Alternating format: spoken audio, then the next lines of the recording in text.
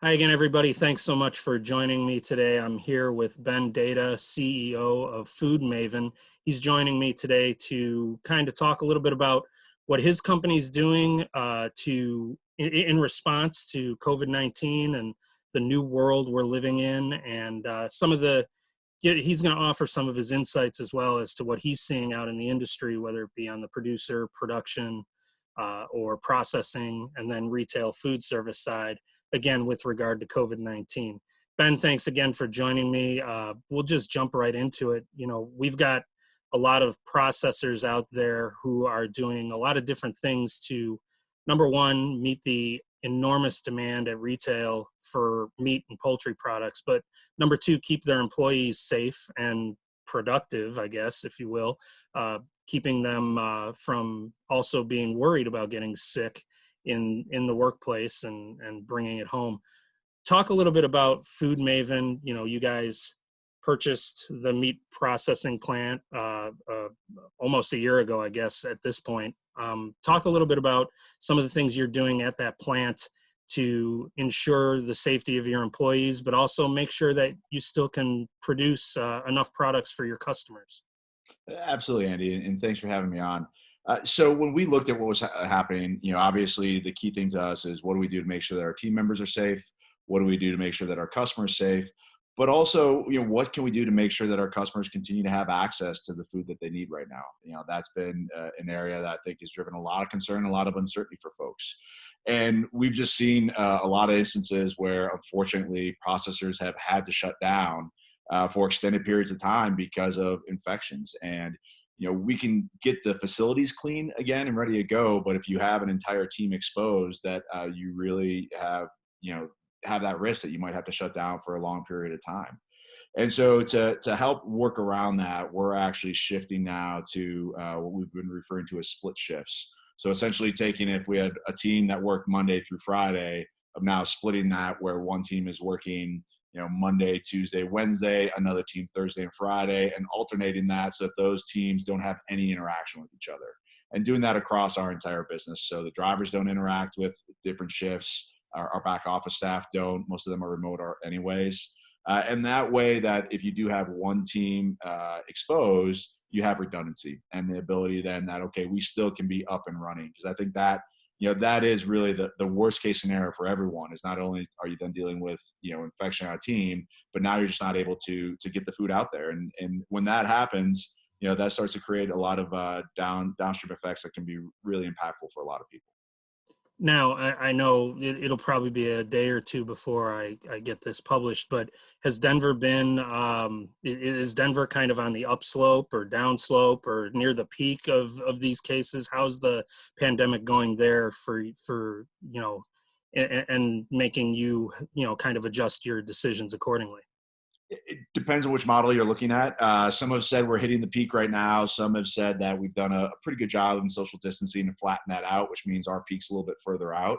But they did just announce yesterday the JBS plant up in Greeley shut down, obviously, and they've been dealing with infections for a while. So it is a real concern here. And what we wanted to make sure is that we did everything we can to keep our team safe, our customers safe, but ultimately be able to be mission capable. Because that is, I think, one of the most important things here with all the rest of the uncertainty going on is we don't want folks worrying that they can't get access to food. So I visited you guys out there last fall, and it was shortly after you guys had kind of ramped up production and gotten it going at the plant. Have you guys added people since? Added shifts?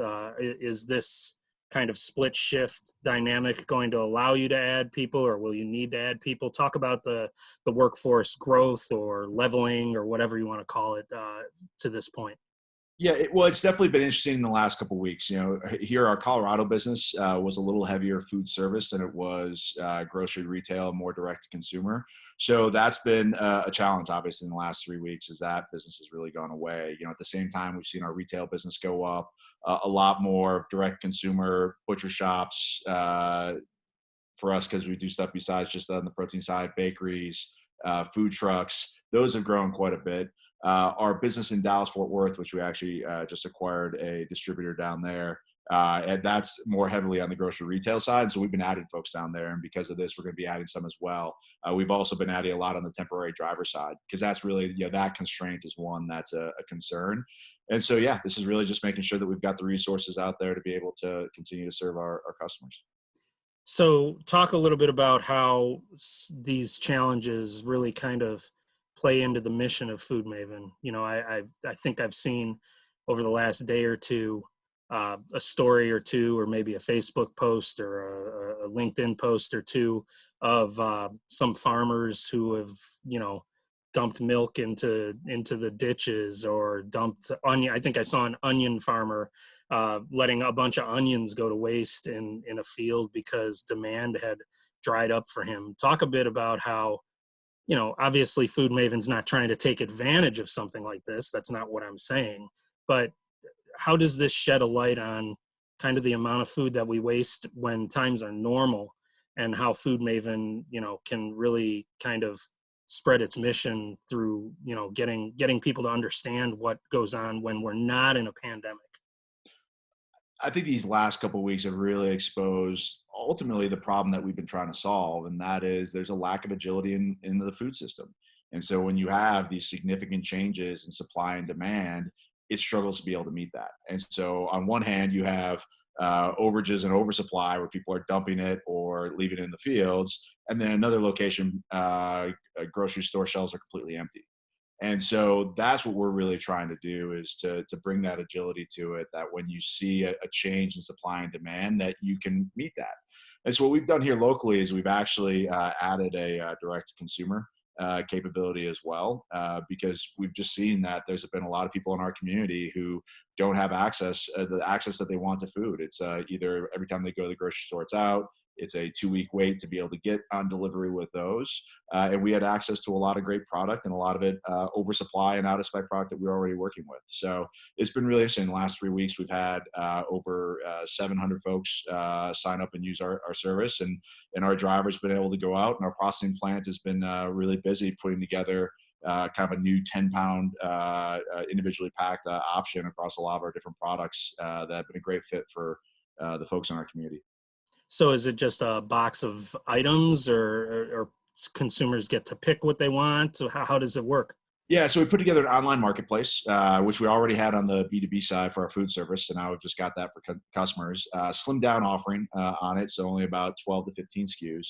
And then it's just a mixture. So we have a grill pack box, which has a number of individually packed and frozen ground beef, steaks, pork chops. We do some that are pure boxes of either ground beef or steak, or patties. But then also offer oversupply and local potatoes, shallots, 50-pound bags of flour that are transitional flour that we work with Arden Mills. So really across our entire offering, stuff that will be a good fit. Still bulk packaged, wholesale price, but somewhat more appropriate for the consumer. But again, in today's environment, I think folks are looking to stock up a little bit more anyways.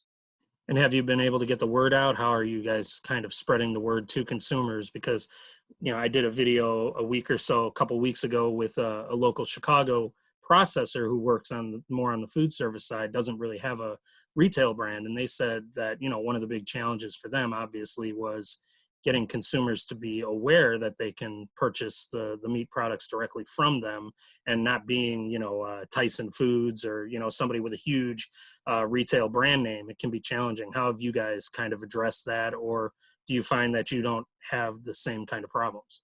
Well, I think the good thing is Food Maven has had pretty good brand recognition just because of our mission and what we've been trying to do. So folks have been aware of us. And we've been able to leverage that and help get the word out here locally in Colorado. We haven't launched it in the Dallas-Fort Worth market yet there, just because we still have such a high demand on the grocery retail. But here in Colorado, it's been great uptick so far, and we've been adding a few hundred new customers a week. Great. Ben, anything else you wanted to add about how Food Maven has been responding to COVID-19, or, things you guys have done differently, or anything else along those lines? I think the key thing with dealing with the situation is figuring out how, as a food system, we can try to be more flexible, right? And it's not that there ultimately is a shortage on it. It's just right now it's an issue. It's not packaged correctly. It's not in the right configuration. What can we do to help get it in the hands of people who need it? And then, just continue to do what we can to help keep our team members safe, and the general public safe, because that is where there could be an issue down the road, is if you have large swaths of the industry that have to shut down for long periods of time. So I think we're just looking to do our part as part of the community to help get everyone through this. Great. Ben, thanks so much for your time. Stay safe, stay healthy over there, and obviously keep helping everybody the way you guys are doing it. Appreciate it. Thanks, Andy. Stay safe.